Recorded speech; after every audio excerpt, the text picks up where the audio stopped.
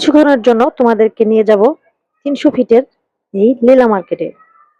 সামনে রাখা আছে অক্টোপাস, অর্থাৎ মাছ আছে, কাঁকড়া আছে,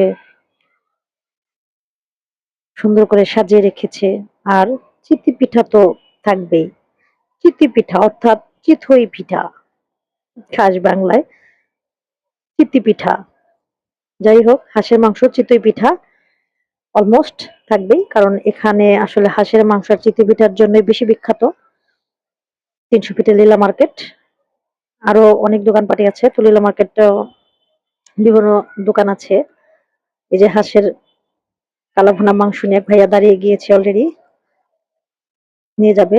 আর রুমালি পিঠা কিন্তু ভাইয়া ভালো করে বাড়িয়ে বুড়িয়ে নাড়িয়ে চাড়িয়ে ঢিলিয়া ডুলিয়া সুন্দর করে রুমালি পিঠা ঠিক রুমালের মতোই পাতলা করে তৈরি করছে, অর্থাৎ বানাইতেছে। ঠিক আছে, সবাই চিতই পিঠা, রুমালি পিঠা, ছিট পিঠা, হাঁসের মাংস, আরো থাকে বিভিন্ন আইটেমের ভর্তা।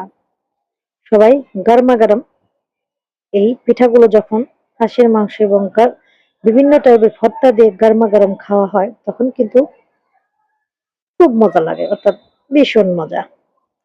আমার হাজবেন্ড সাহেব ক্যামেরার সামনে দাঁড়িয়ে পড়েছেন, তার সুদর্শন হিরো হিরো চেহারাটা দেখানোর জন্য চলে এসেছে সামনে। আমার হাজবেন্ড সাহেব, ওনাকে তো ভিডিওতে না নিলে কি চলবে, কারণ উনি হচ্ছেন ৩০০ ফিটের লীলা মার্কেটের ১ নম্বর কাস্টমার।